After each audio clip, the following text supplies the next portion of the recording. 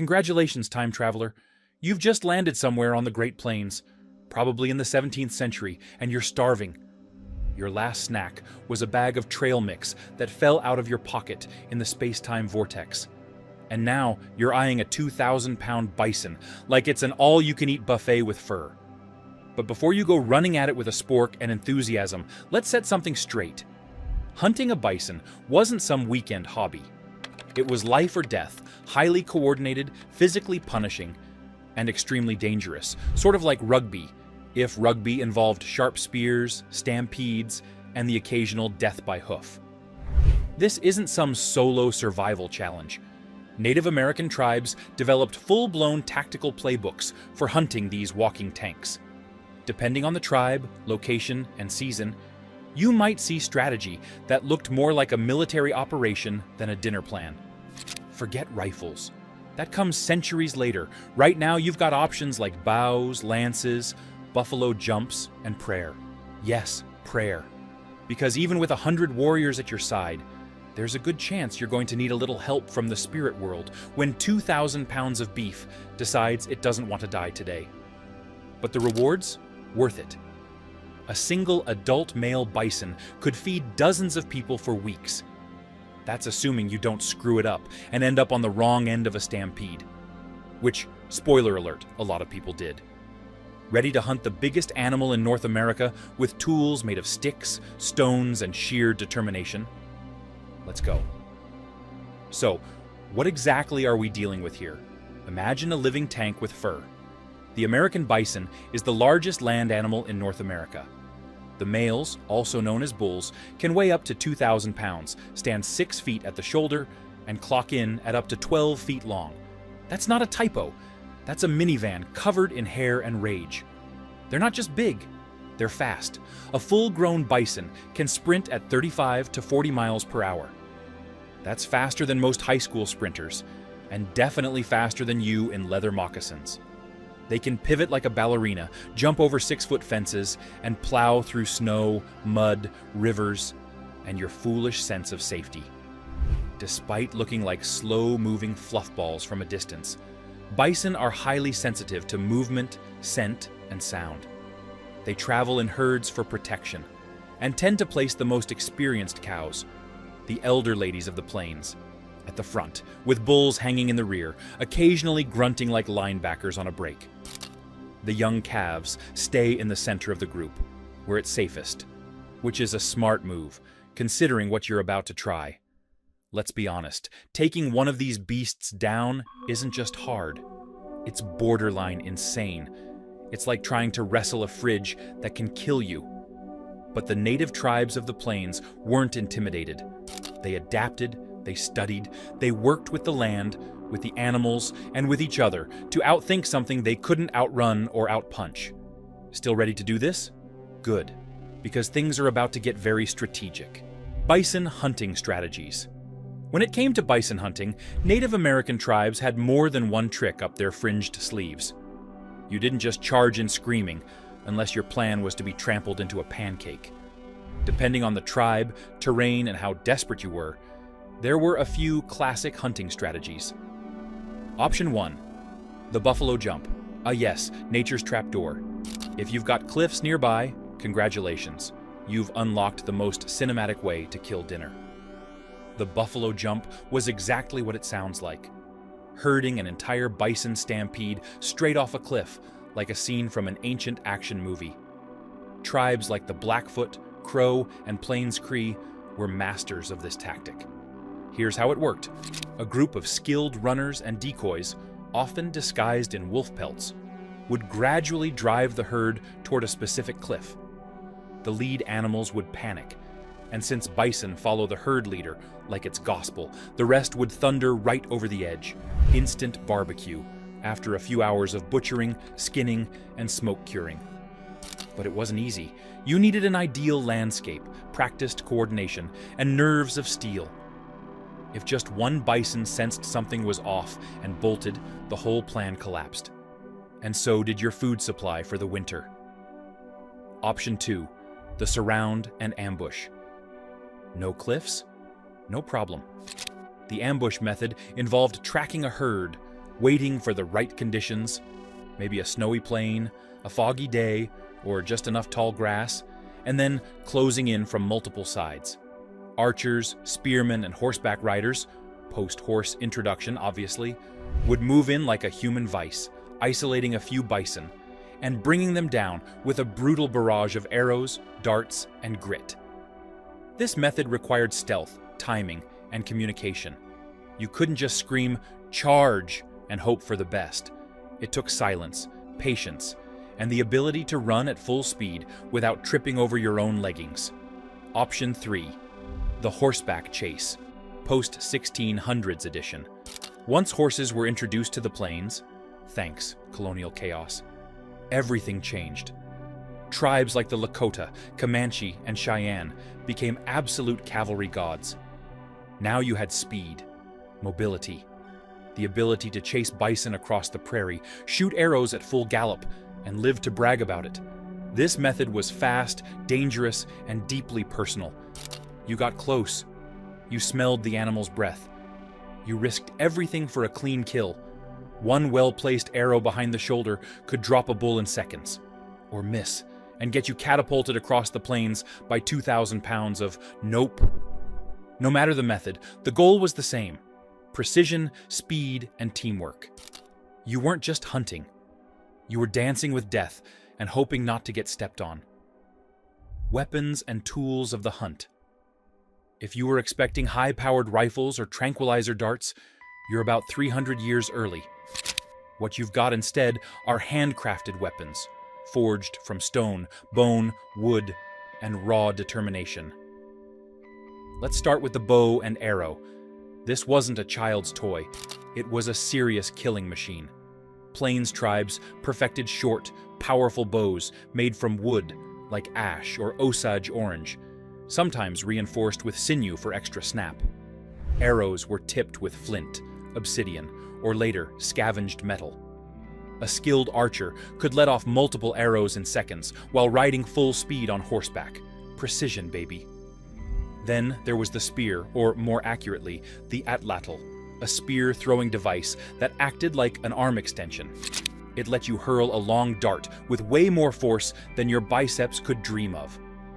Useful for hunting before horses came along, or when you wanted to stab something from a safe-ish distance. Need to get up close and personal? Enter the lance. Think of it as the bison hunter's jousting stick.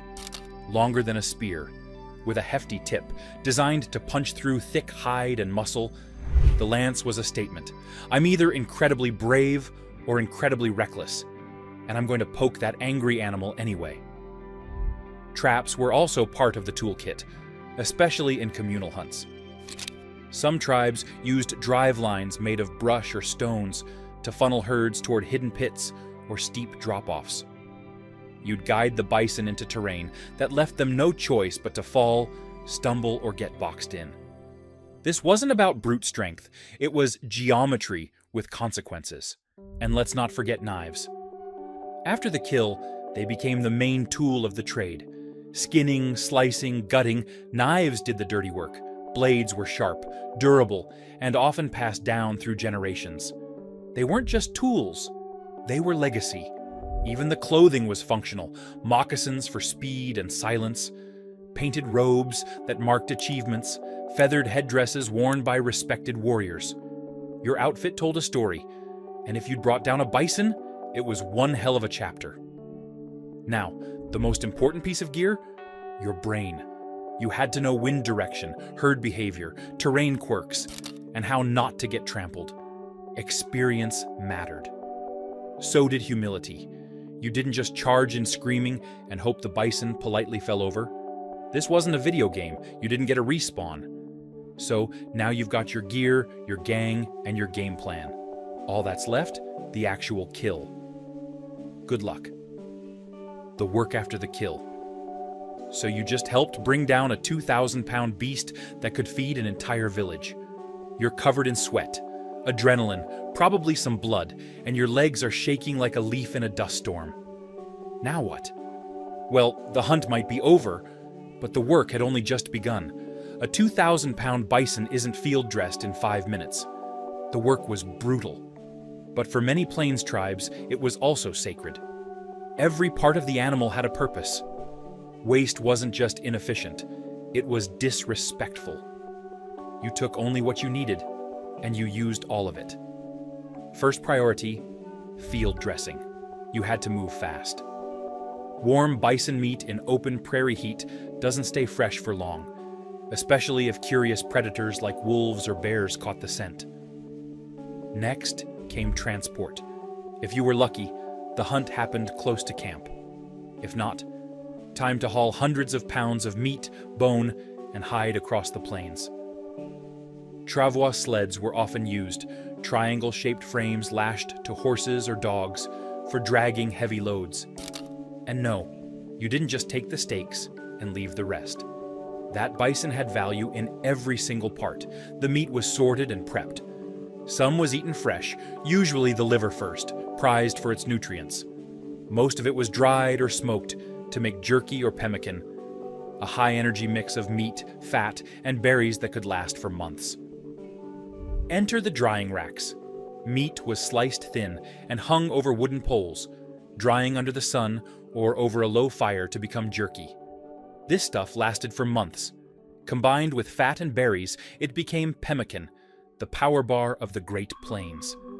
High-calorie, portable, and tough enough to survive war, weather, and toddlers. Then came the organs. Liver, roasted fresh. Stomach, cleaned and used as a cooking pot. Stomach linings made water bags. You ate what was edible and repurposed what wasn't. The bones were crushed for marrow or carved into tools. Horns were turned into spoons, cups, or powder flasks. Hooves boiled into glue. Sinew turned into bowstrings. The bladder? Nature's original Ziploc bag. Even the bison's dung had its uses. Once dried, it burned slow and hot, perfect for cooking or heating your teepee when there weren't any trees for firewood. Nothing, and I mean nothing, was left behind. By the time you were done, the bison wasn't a corpse. It was a converted legacy of survival. From tail to tusk. Okay, bison don't have tusks, but you get the point. The animal's gift was honored in the most practical and poetic way possible. And then, just maybe after the sun dipped below the prairie and the flies backed off, you got to sit down, chew a strip of hard-earned jerky, and appreciate the fact that, for now, you'd made it through another day.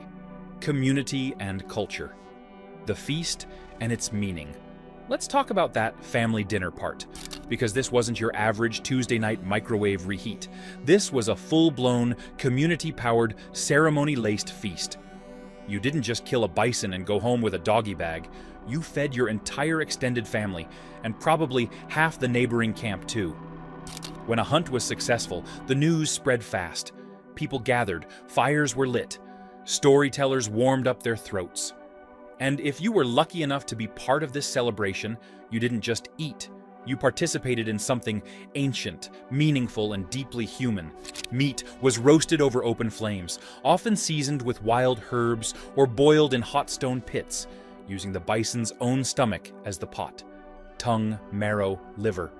Prime cuts were saved for elders, warriors, and expectant mothers.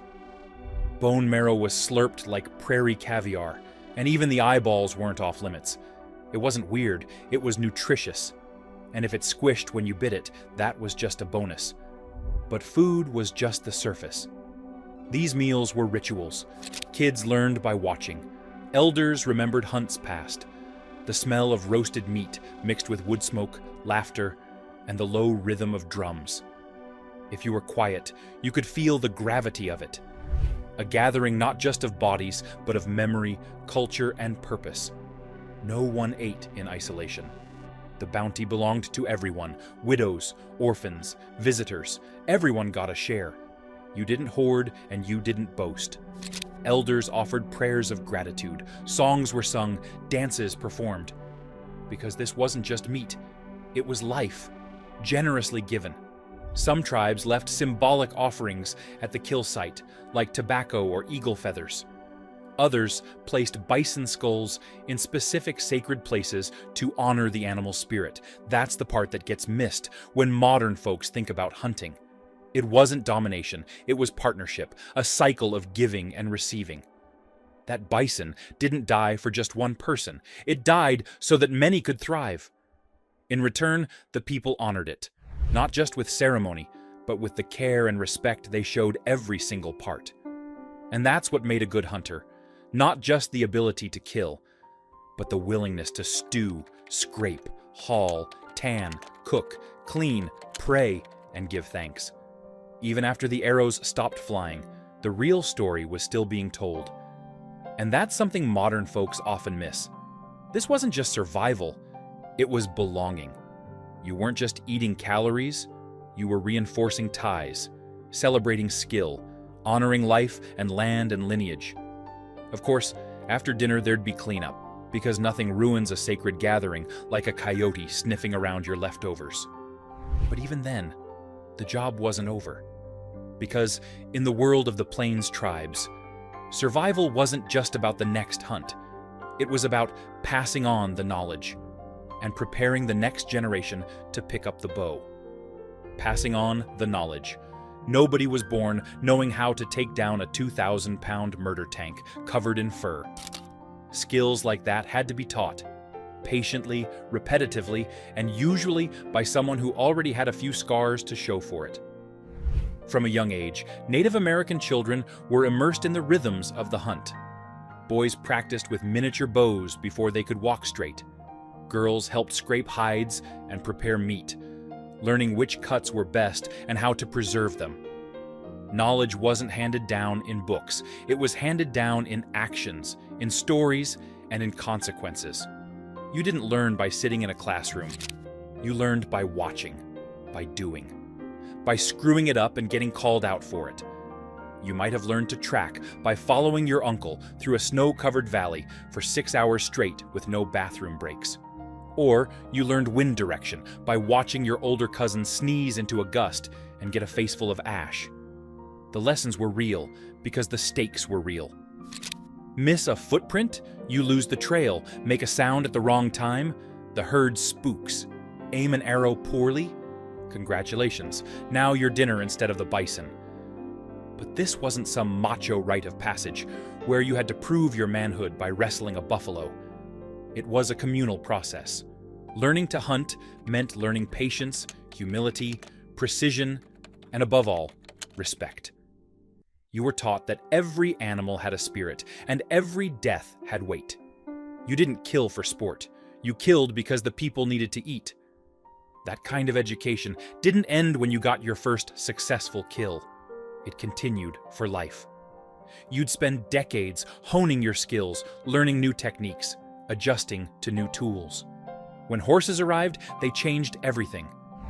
Suddenly, you weren't just stalking, you were chasing. You were galloping at full speed, loosing arrows with one hand and clutching reins with the other, all while trying not to die in the process. And then, once you got older, it was your turn to teach. To grab that eager little nephew and say, "You see that track? That's not a deer. That's a tired bull. We follow slow. We stay quiet. We wait." This wasn't just how you hunted bison.